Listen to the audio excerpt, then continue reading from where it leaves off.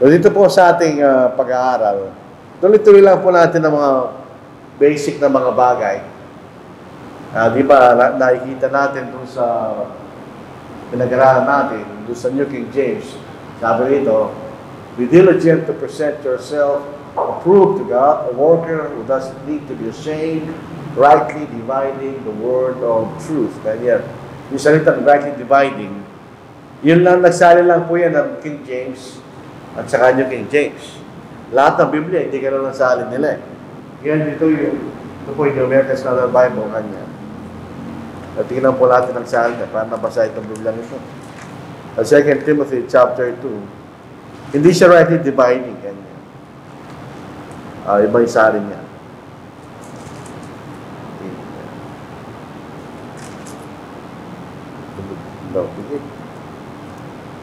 Nabasa. Ito po. Be diligent to present yourself. Be diligent to present yourself approved to God as a workman who doesn't need to be ashamed, accurately handling the word of truth. So yung ginagamit na batuin na salita ng katotohanan sa Tagalog. So ibig sabihin, okay lang, right and dividing, ibig sabihin, para maunawaan natin ang Biblia sa tamang paraan, kailangan natin makita yung natural na pagkabahagi kanya. Doon sa ating nakarang pag-aaral, ang isang pagkabahagi ng Biblia ay sa mga panahon o tinatawag dispensation kanya. Pag sinasabing dispensation, ito isang panahon na kung sa meron siyang sariling kautusan. Kanya. Halimbawa, yung patriarchal dispensation, meron siyang sariling kautusan. At ito'y pinahayag sa pamagitan ng mga pinuno ng mga pamilya, kaya patriarchal. Dito ang Mosaic, o galing po sa Tan Moses. So ito yung panahon ni Moises. Ibig sabihin, kung sa mga panahon ng magulang, ibinigay ang kautusan sa mga pinuno ng pamilya o mga magulang, ito kay Moises. Tingnan po natin ang background. So, balikan lang po natin nakarang pag-aaral natin. Ang Diyos ay nagbigay ng mga pangako kay Abraham. May isang pangako na ibinigay kay Abraham ay yung pangako ng siya magiging dakilang bansa at ibibigay niya yung lupain kanya na kung saan tinawag siya ng Diyos. Yan ang makikita sa Genesis chapter 12, 1-2, di ba? Pag inuulit-ulit natin binabasa ang mga talata na naiiwan sa ating alaala. Yan ay isang paraan ng memorizing, yung ulit-ulitin mong basahin. Ito po ating nababasa. Sinabi ng Panginoon kay Abraham, panahon na Abraham pangalan niya, umalis ka sa iyong lupain, sa iyong mga kamag-anak, sa bahay ng iyong ama, at pumunta ka sa lupain ituturo ko sa iyo. Gagawin kita isang malaking bansa, ikaw ay aking pagpapalain, at gagawin kong dakilang iyong pangalan, at ikaw'y magiging isang pagpapala. So, sa isang magiging bansa. So, may bansa, ay meron siyang lupain, di ba? So, yun ang isang bagay na ipinangako ng Diyos kay Abraham. Kasi si Abraham, siyempre, sumunod na si Isaac. Yun ang kanyang anak. Si Isaac ay si Jacob. Pinanganak si Jacob. Na later on ay tinawag ng Israel. Dati po ang pangalan niya, Jacob. Masama yung pangalan na yun. Ang ibig sabihin ng Jacob, Mandaraya.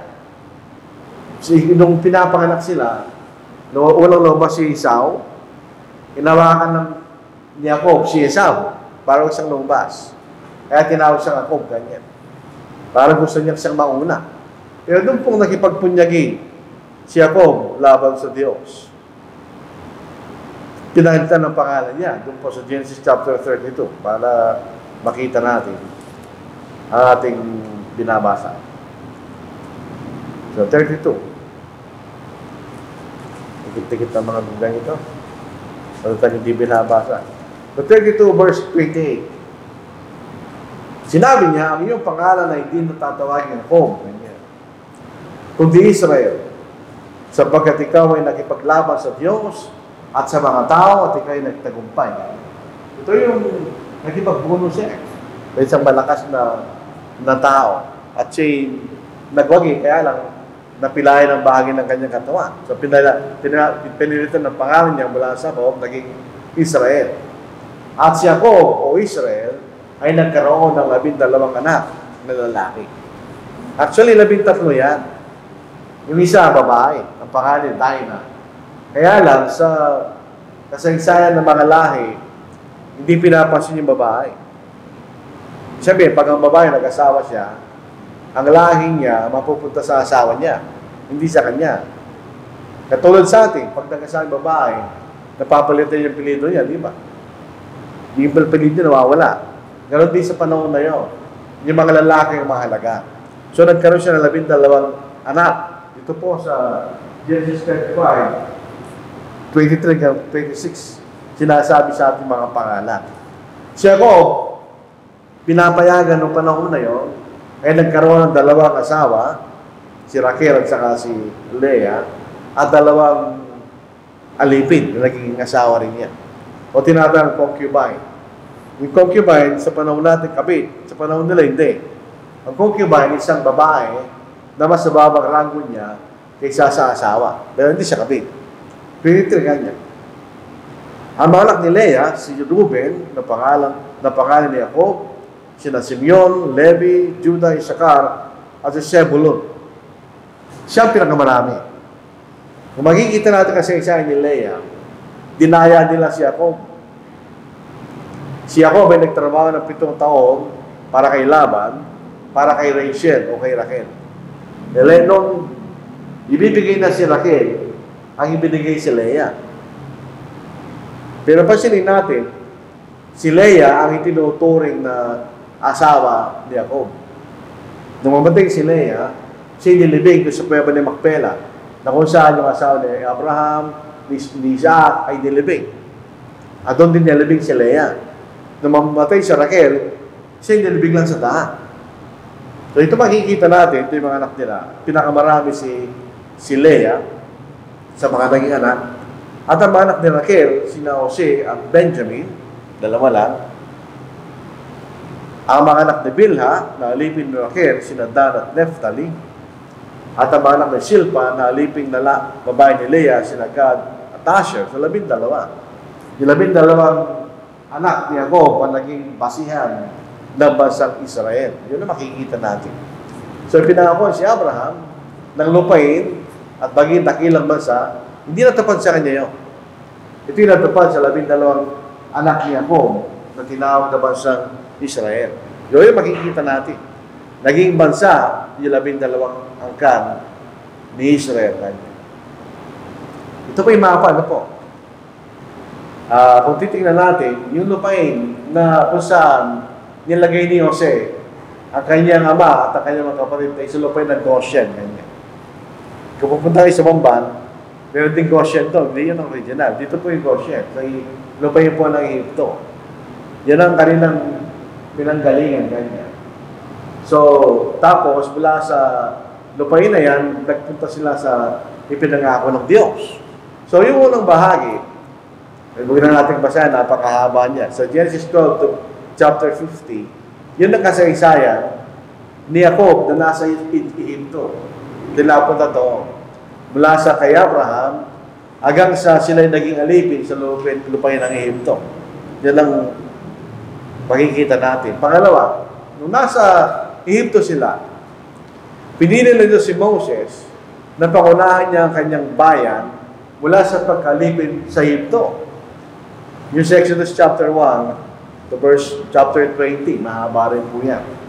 Yung matagal na kung panahon ng lumipas, doon sa unang bahagi, si Jose ay kilala sa Egypto. Kasi siya ay nagsalba sa bansang Egypto mula sa kagutuman. Kasi nagkaroon siya panaginip, alang kahulugan ay 7 taon na kasaganaan at 7 taon na kasalatan o kagutuman. So dahil si Jose ay naging pangalawang makapangari sa lupain ng Egypto, siya ng Diyos niya na mula sa 7 kasaganaan, yan ang magiging iipunin nila yung mga pagkain para yun ang magiging pagkain sa 7 taon ng kasalatan.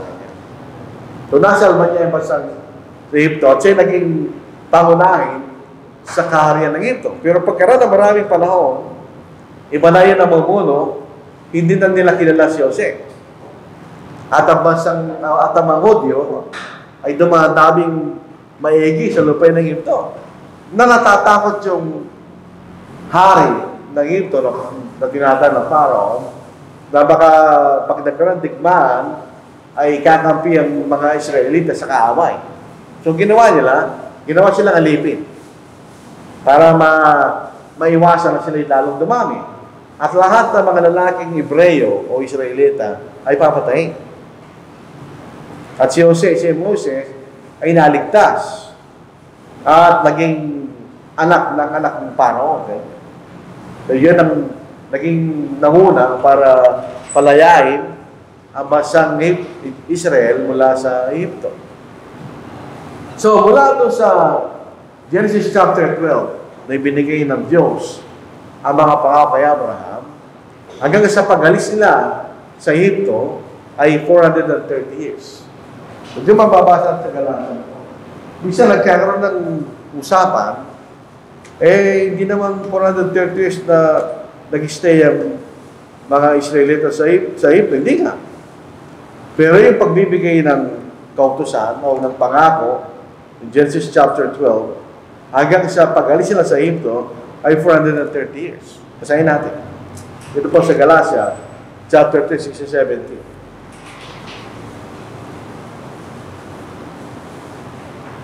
17. Ito pababasa natin. Ngayon ang mga pangako ay ginawa kay Abraham at sa kanyang binhi. Hindi sinasabi at sa mga binhi na tungkol sa marami, kundi tungkol sa isa at sa binhi na si Kristo. Na itong ibig ko sabihin, ang kautusan na dumating pagkaraan ng 430 taon, ganyan. So yung pagbibigay ng kautusan sa lupain sa Sinai Peninsula, at mula doon sa pagbibigay ng pangako kay Abraham ay 430 years. Yun ang panahon na yun. Tuloy po natin. Ay di nagpapawalang bisa sa tipan na dati na pinagtibay ng Diyos upang pawalang sa isa ang pangako. Sapagkat ang mana ay sa pamamagitan ng kautusan, ito ay hindi na sa pamamagitan ng pangako.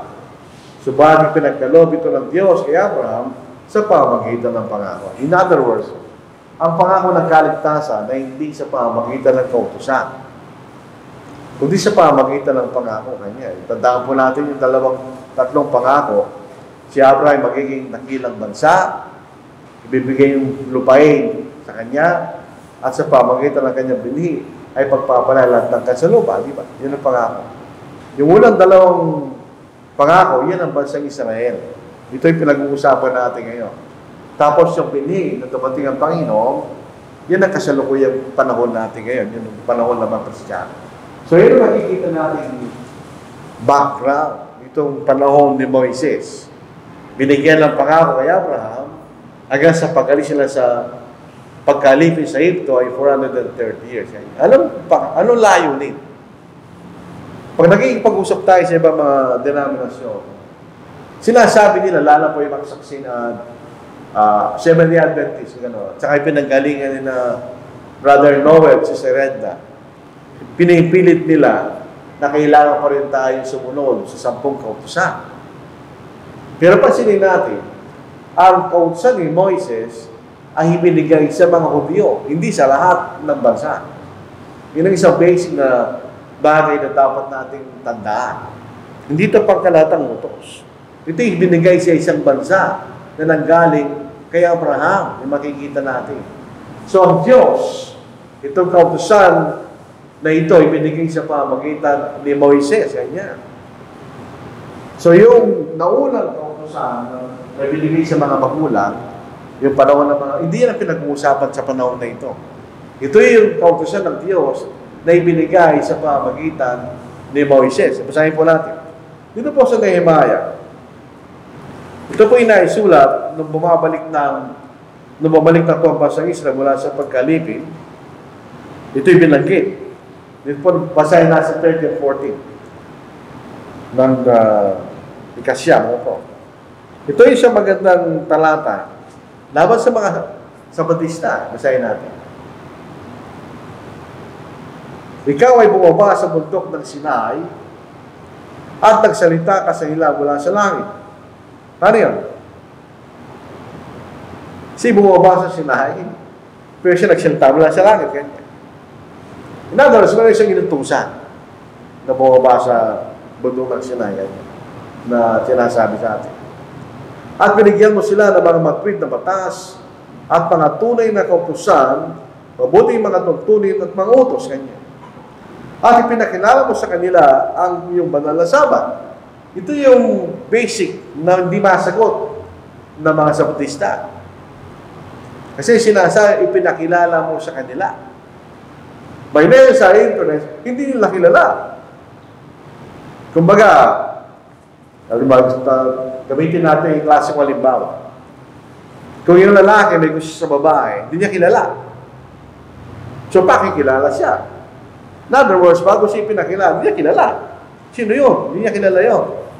Dito rin gano'n, hindi nila kilala yung Sabat. Wala silang idea tungkol sa tinatawag na Sabat. So, yung mga argumento ng mga Seventh-day Adventists, ang Sabat daw po yung nanggaling pa sa panahon ni Adam. Wala tayong mababasa gano'n. Si Adam, hindi siya nangilin ng araw ng Sabat. Pero dito pinakilala for the first time. Ipinakilala mo sa kailang yung banal na Sabat, at nagutos ka sa kanila na mangutos at na mga tuntunin at nagkautusan sa pamamagitan ni Moises na yung lingkod kanya. So ito yung simula ng panahon ng Mosaic dispensation kanya. Nang ibigay ng Diyos ang kanya mangutos kasama ng Sabat sa pamamagitan ni Moises. Kaya ang binibigay na pangalan ay panahon ni Moises kanya. Dahil siya tagapagbigay ng kautusan. Pag pumunta tayo sa panahon natin ngayon, bakit tinatawag na Christian? Dahil ang tagapagbigay ng kautusan na yung ating Panginoon. Ito yung si Moises, kanya. Doon sa 8:8 ng Nehemiah rin.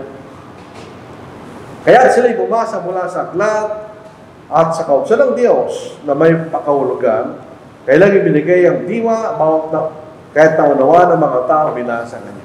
So ito sinasabi, nung sila'y bumalik mula sa pagkalipin, muli nilang pinag-aralan yung kautusan na yun na ibinigay sa pamagitan ni Moises at nailagay sa isang aklat. So meron siyang aklat ng kautusan kanya. Doon sila nagbasa. At yung kautusan na yun ay galing sa Diyos. Hindi galing kay Moises. Ibinigay lang sa pamagitan ni Moises. Kaya kung minsan tinatawag na kautusan ng Diyos, tulad na mababasa natin dito, kung minsan tinatawag na kautusan ni Moises. Dahil yung sinasabi ni Moises ay nanggaling sa Diyos, hindi galing sa Kanya. So yun po makikita natin simula ng panahon na ito. Nangibigay ng Diyos ang Kanyang kautusan sa pamagitan ni Moises. So itong kautusan na ito ay binigay sa pamagitan ni Moises. Yun ang tawag ginamit ng Diyos. Punta tayo sa bagong tipan. Ilo po sa John chapter 1. Verse 17, sinabi rito, ang kautusan ay binigay sa pamagitan ni Moises kanya. Sapagkat ibinigay sa pamagitan ni Moises ang kautusan. So ito tumutukoy sa isang particular na kautusan. Ito yung kautusan ng Diyos na binigay sa pamagitan ni Moises kanya. At ang katotohanan, at ang biyaya, at ang katotohanan ay dumating sa pamagitan ni Yesu Cristo. Pag binasa mo yung talatang yun, mag-iisip ka. So yung kautusan ni Moises, hindi itong katotohanan para sa lahat ng tao. Yung katotohanan ng biyaya ay dumating sa pamamagitan ng Panginoon. Kanya. Pero itong kautusan na ito na mga Hudyo ay binigay sa pamamagitan ni Moises. Kaya tinatawag siyang the law of Moses. Kanya. Dahil siya nagbigay. Yun ang basahin natin, bumalik tayo sa Nehemiah, chapter 8, verse 1. Kanya. Ang buong bayan ay nagtipon-tipon na parang isang tao sa liwasang bayan na nasa harapan ng pintuang tubig. Kailang sinabi kay Ezra na eskriba na dalhin ang aklat ng kautusan ni Moises na ibinigay ng Panginoon sa Israel. Sa kautusan ni Moises, pero ibinigay ng Diyos. Kanya. So hindi ito nanggaling sa kaisipan ni Moises, ito'y galing sa Diyos. At ito'y binigay lamang sa bansang Israel. So tayo wala tayong kinalaman sa kautusan na yan. Kahit yung mga bansa na nasa kapaligiran ng Israel sa panahon na yon, wala rin silang kinalaman dun sa kautusan na yon. Ito yung binigay lamang sa kautusan. Ito kautusan ito yung binigay lamang sa bansang Israel. Basahin po natin. Sa Exodus 20, 1-17. Sino ang kausap ito ng Diyos? Ang kausap ito ng Diyos ay ang bansang Israel. Basahin natin isa-isa. Binigkas ng Diyos ang lahat ng salitang ito na sinasabi, ako ang Panginoon mong Diyos. Kung titignan niyo yung Biblia niyo, yung salitang Panginoon, lahat ay kapital, di ba? Yun po yung nanggaling sa YHWH, nag-ibig sabihin, yaong palagi nang umiiraw kanya. Kasi nakikipagkatipan. Nung naglabas sa iyo sa lupain ng Egypto, mula sa bahay ng pagkaligid, sino yun? Ang bansang Israel. Huwag kang magkakaroon ng ibang mga Diyos sa harap ko.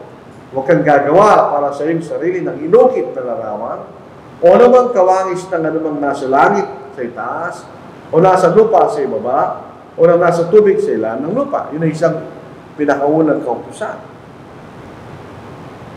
Huwag mo silang yuyukuran o paglilikuran man sila sapagkat akong Panginoong Diyos ay Diyos na mapanigbubuhin kanya. Ibig sabihin, ako lang ang sasambahin nyo kanya. Huwag kayo sumamba sa iba. Ayaw ng Diyos yung kanya. Yun ang ibig sabihin nun. Ayaw ko yun, sabi ng Diyos. Siya pa nagbugoy. Na aking pinaparusahan ng mga anak dahil sa kasama ng mga magulang hanggang sa ikatlo at ikaapat na salilahi na mga napupod sa akin. Ano ang sabihin nun? Namamana ba ng mga anak ang kasama ng mga magulang? Hindi. Ang ibig sabihin niya, yung mga magulang, tinuturuan nilang kailang mga anak na sumamba sa mga Diyos-Diyosan ganyan.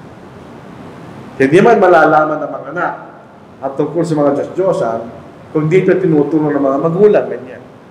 Yung salita hanggang sa ikatlo, ikaapat na salilahi, yun po yung talinahaga. Pag sinasabi lang ng Diyos, kapag ka ganun ang ginagawa yung kanya, napuputok sa inyo kanya. Ano yung sabihin nun? Ngunit, pinagpakitaan ko ng wagas na pag-ibig, ang libo-libo umibig sa akin at tumutupad na aking mga utos. So dito sa mga salitang ito ng Diyos, sinasabi niya, kung kayo lalabag sa akin at kayo sasama sa mga Diyos-Diyosan, kapungutan kanya.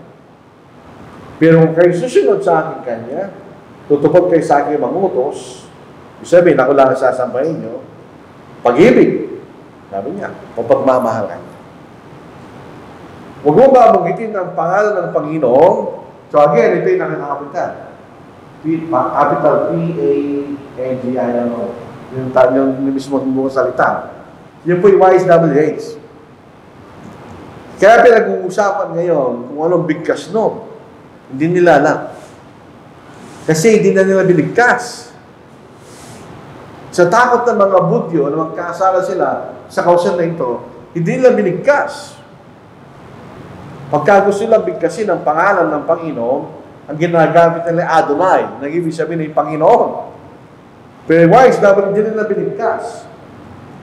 Kapag titignan niyo ang pagkasulat, ang paraan ng pagsusulat ng mga Hebreo sa panahon na ito, wala silang vowels. Puro consonant lang. So malalaman mo yung spelling ng isang salita sa pamagitan ng kanyang bigkas. So pag hindi mo na siya binibigkas, hindi mo na malalaman kung ano yung spelling niya, di ba? Kumbaga, sa ating kasalukuyang panahon, BLDG, building. Alam natin, building yun. Dahil binibigkas natin, building. E paano kung hindi mo na binigkas yun? Wala na, mabigkas doon. Ano yung BLDG? Hindi nila alam. Kasi wala naman siyang bawas. Yan ang nangyari sa pangalan ng Panginoon. Dahil sa kautusan na ito, natakot sila kanya. Huwag mong babanggitin ang pangalan ng Panginoon mong Diyos na sa walang kabuluhan. Sapagkat hindi pawawalang sala ng Panginoon ang sino man gumagamit ng kanyang pangalan na walang kabuluhan. Kaya tayo rin, huwag natin gawin yun. Isang Diyos ko kamo. Huwag natin gawin yun. Kasi ang pangalan ng Diyos ay isang sagradong pangalan.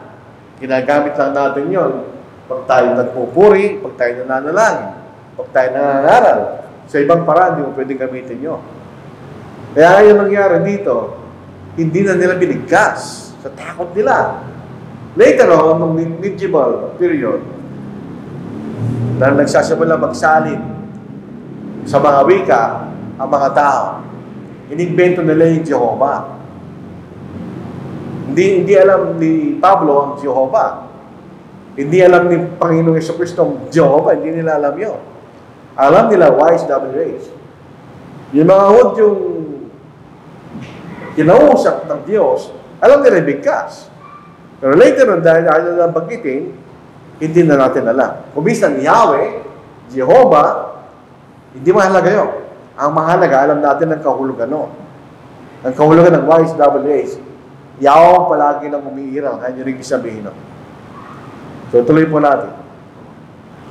Alalahanin mo ang araw ng Sabbath upang ingatan itong banal. Sino kausap niya? Ang bansang Israel. Kaya ang Sabbath ay para lang sa bansang Israel sa ilalim ng kautusan ni Moises. Tuloy po natin. 6 na araw o 6 na araw kang gagawa at yung gagawin ng lahat ng iyong gawain. Ngunit ang ikapitong araw ay Sabat sa Panginoong Diyos. Sa araw na ito ay huwag kang gagawa ng anumang gawain. Ikaw at ang iyong anak na lalaki, ang iyong anak na babae, ang iyong aliping lalaki, ang iyong aliping babae, ang iyong mga baka, ang dayuhang nasa loob ng iyong pampintuan, ganyan. So yung mga binanggit na yon, hindi sila dapat kuha. Pati hayop, hindi pwedeng kuha. Pati yung dayuhan na nasa iyo sang bahayan, hindi rin pwedeng kuha. Anong kahulugan? Dito po sa 11, sapagkat sa loob ng 6 na araw, ay ginawa ng Panginoon ang langit at lupa, ang dagat at lahat ng naroon, at nagpahinga sa ikapitong araw. Kaya pinaspasyan ng Panginoon na araw ng Sabat at ginawa itong banal. Ginawa itong hiwalay, ganyan. Ginawa itong iba sa lahat ng mga araw.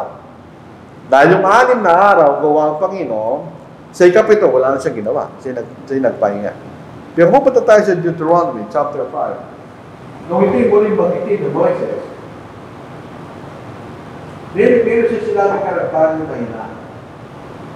Ito isang memorya. Ito yung paalaala sa bansang Israel. Kung saan sila naggaling, dapat pinagmalaman yun kung nila nalimutan. Sa Deuteronomy chapter 5. Sayan po natin. Sa 14.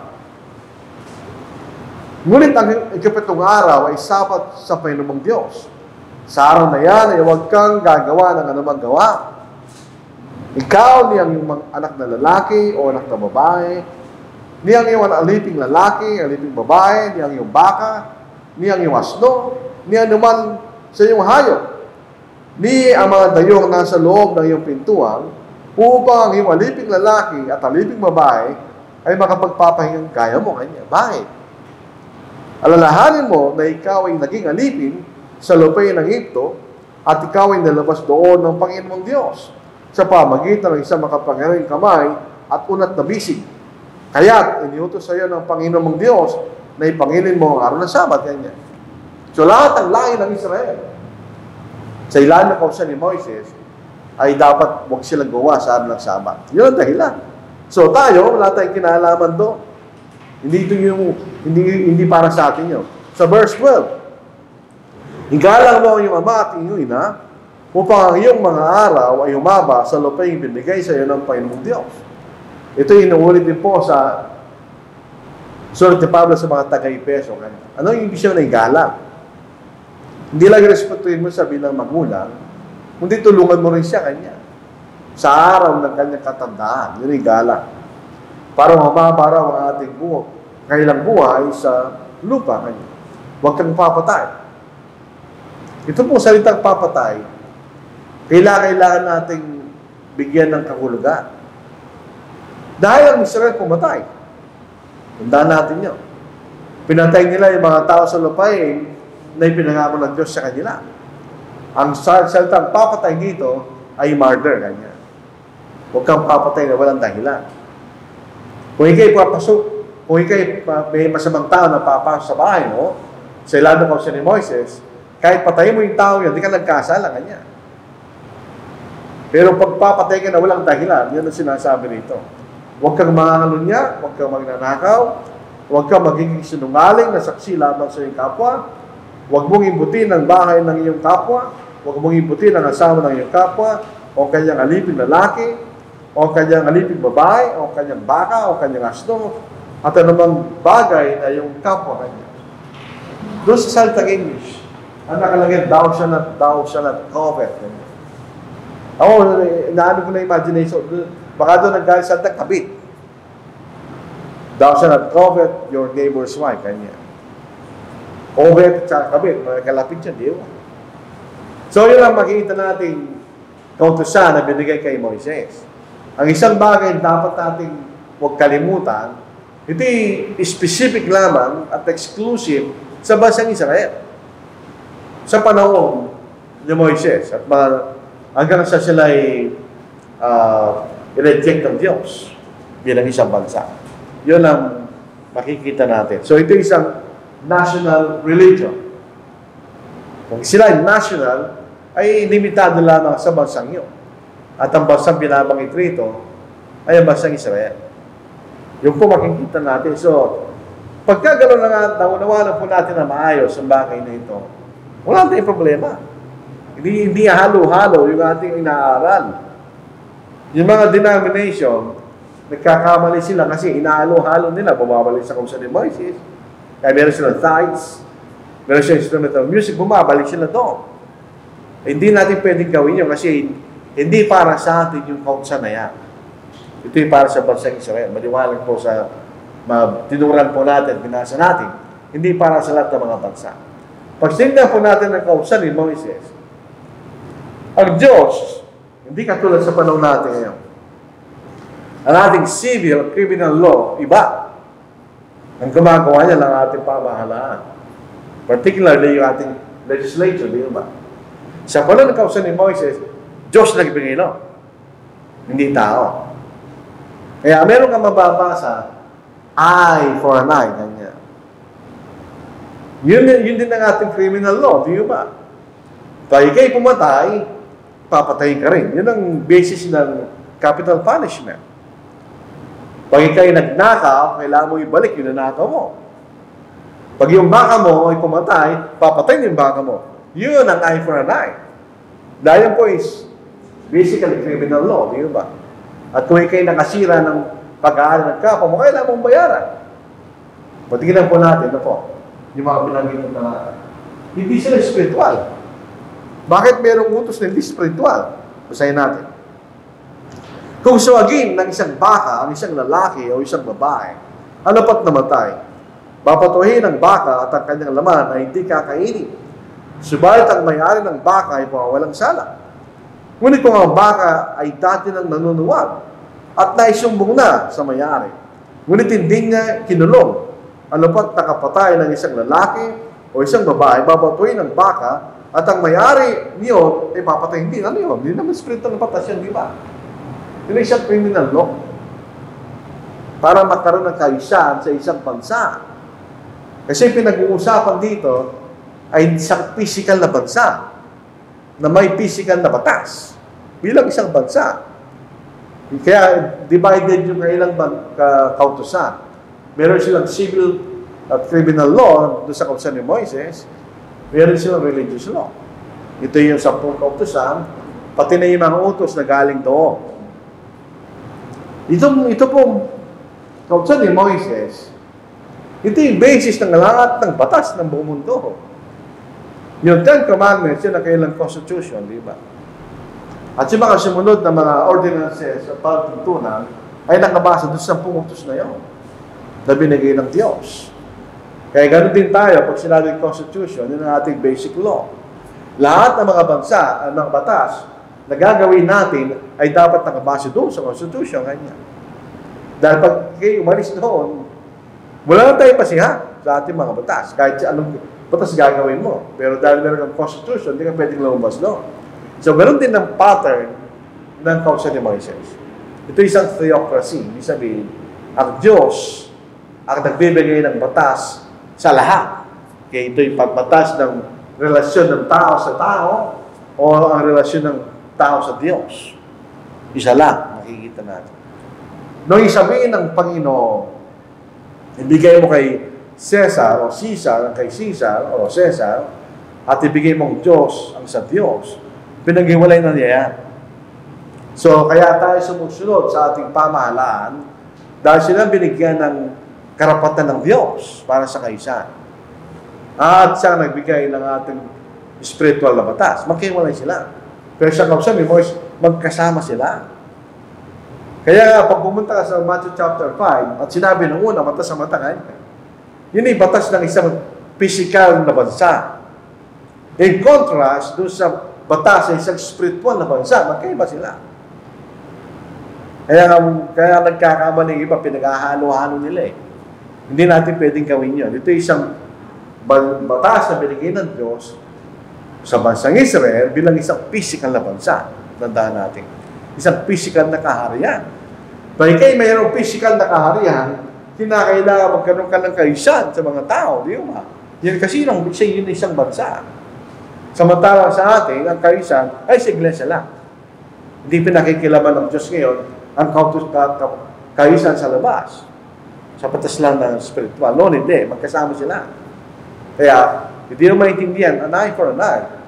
So, gagantihan mo siya. Hindi lang ibig sabihin ng Panginoon. Merong batas tungkol sa bagay niya kanya. Pero kung kanya, sinasabi na nito. Ito sinasabi ng isang physical na batas, sa isang physical na kaharian. Ito sinasabi ko sa spiritual na bansa, ay spiritual na batas. Yan magkakaiba. Kung pag-aaralan po yung Matthew chapter 5, may contrast na binibigay ang Diyos.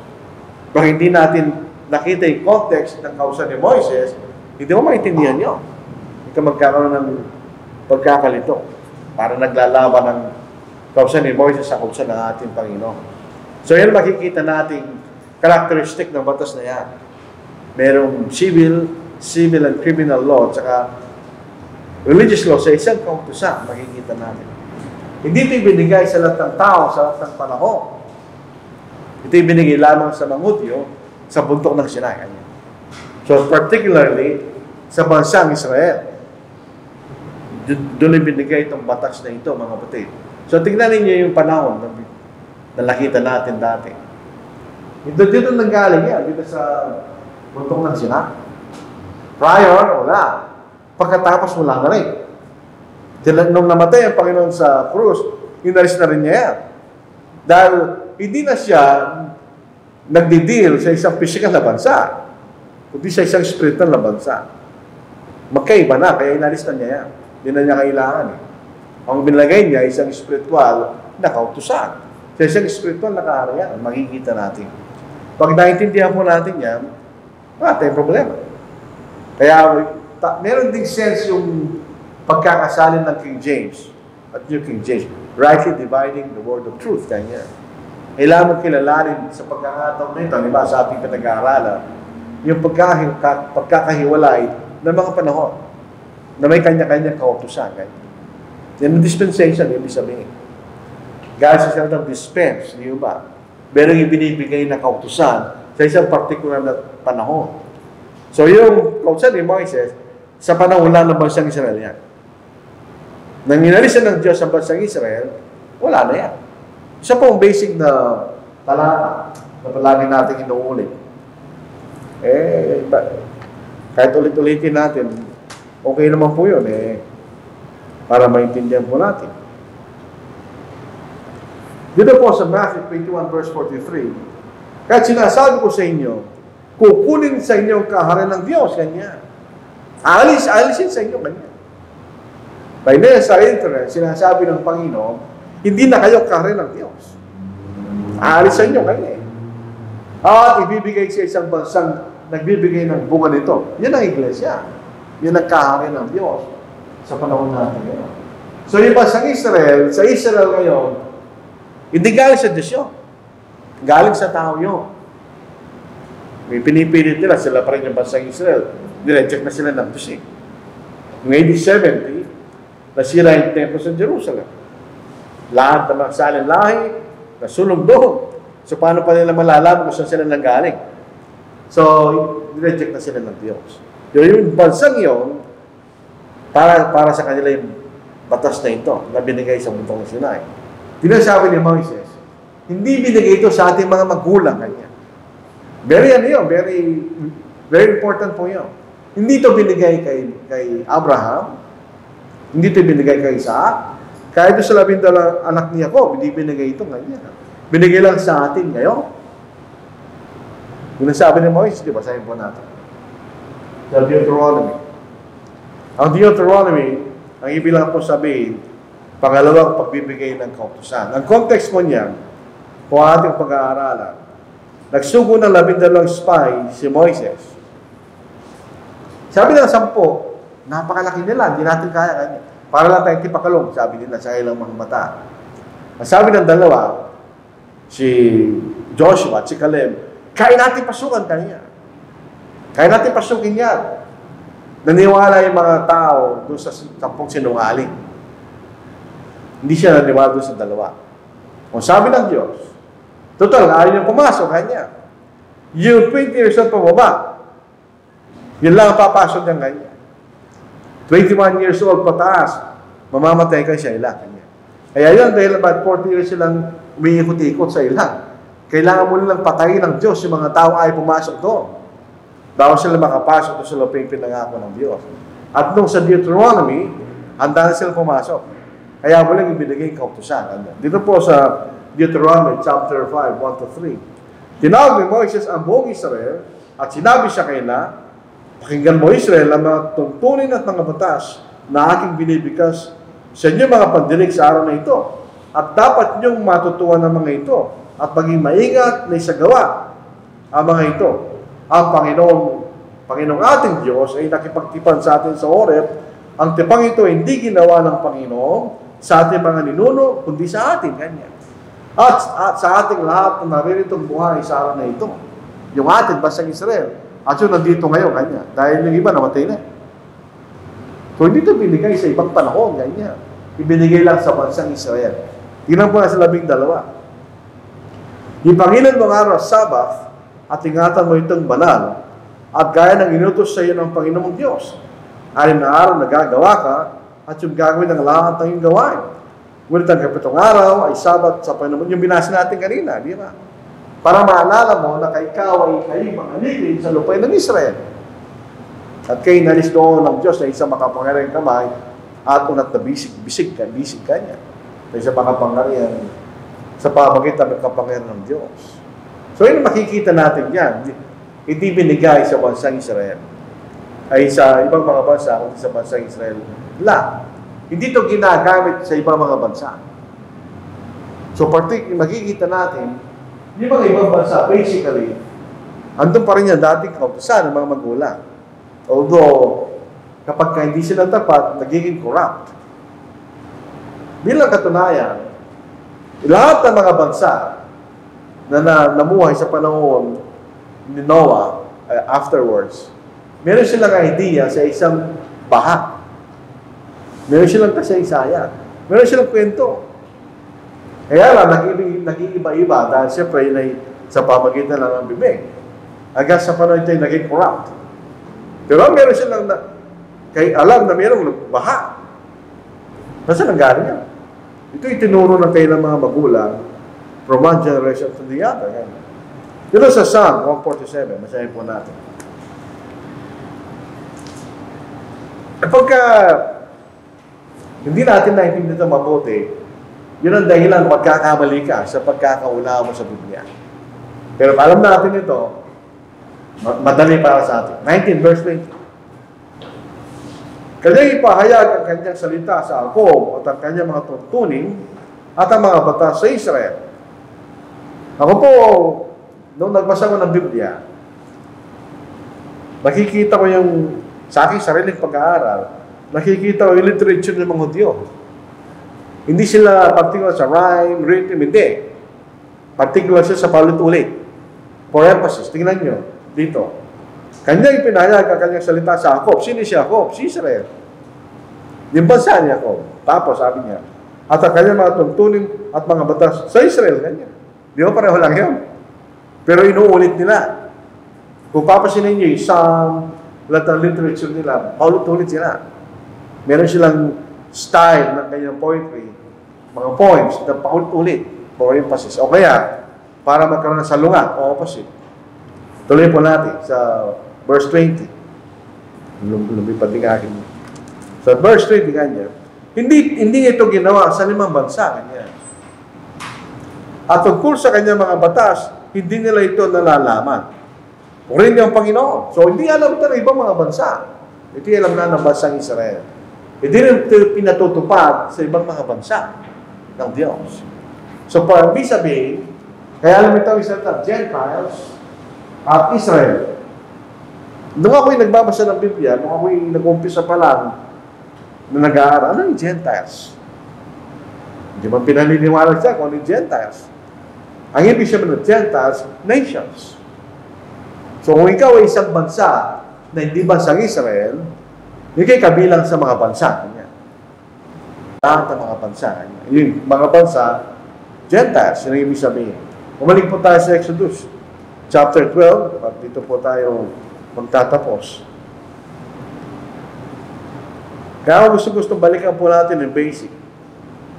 Alam nyo, minsan mga mahakala, hindi nila yung basic, nakakaawang pakinggan. Para hindi nila maulaman, dapat alam na nila sa kanilang pangangaral. Kaya nagkakaroon silang kalituhan sa ibang mga bagay. 43. Sinabi ng Panginoon kay Moises at Aaron, ito ang tuntunin ng Paskua, Passover. Dito nag-gaya sa salitang Pasko na mali. Ang ibig sabihin ng Paskua, tandaan po natin ng Old Testament, ito yung sinali sa Grego. Ang Passover ay gaya sa salitang Grego ng Pascha kanya. So hindi na sinalin. Yun ang Paskua kanya. Yun ang Pilipino, yun ang Pasko. Hindi po yung ibig sabihin. No? Ang ibig sabihin ng Paskua, nilampasan. Nilampasan. Subalit ang bawat alipin na binili sa salapi ay maaaring makakain nyo kapag tuli na siya. Ang tayuan at ang alilang upahan na hindi maaaring kumain nyo. Sa loob ng isang bahay, kakainin nyo, huwag kang magdadala ng laman sa labas ng bahay. Huwag ninyong babaliin kahit isang buto nyo. Ipapangilin nyo sa buong kapulungan ng Israel. Kapag ang isang dayuhan ay naninirahan kasama mo at mangingilin ng Paskuhan ng Panginoon, tutuliin lahat ng kanyang mga kalalakihan at saka lamang siya makakalapit at makakapangilin sa magiging tulad sa ipinanganak sa lupain ninyo. Subalit sino mang hindi tuli ay hindi makakain nyo. Ang isang basic difference na mga Hudyo sa mga bansa ay sila tuli. Alam niyo, wala namang pong yung po sinasabi ng yung pong hindi tuli ay marumi. Hindi totoo yun. Yun ay nanggaling lang sa Diyos. Isang tanda para magkaroon ng differentiation sa kanyang bansa at sa hindi niya bansa. Malaman ang pagkakaiba ng Israel sa mga Gentiles. Hindi man yun. Hindi totoo yun. Actually.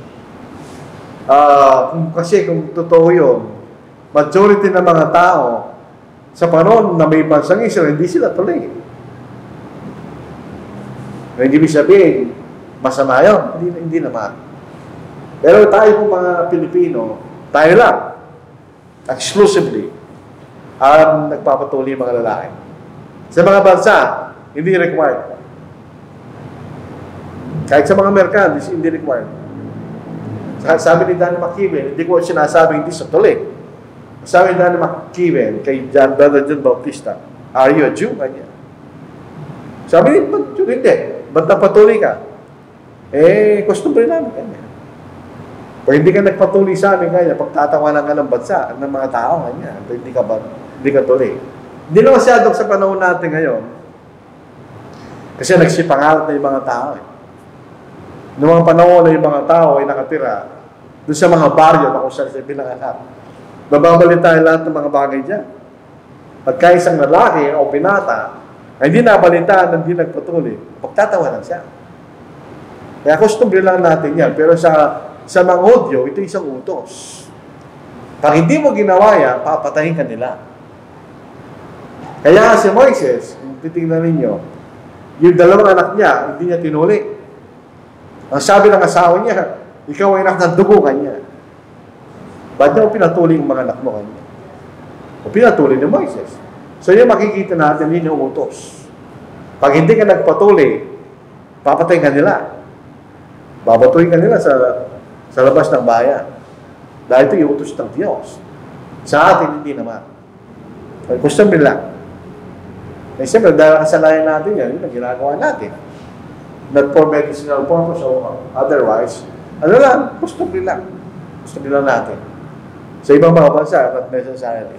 So ito po ating, dito tayo magtatapos na nating pag-aaral po sa bagay na ito. Sipin nyo, isang oras yan, kakunting talanta lang yan. Dahil hindi nyo makikita yung kung gaano karaming impormasyon nakalagay sa Biblia. So ito po ating pag-aaral. Wala po tayo katanungan.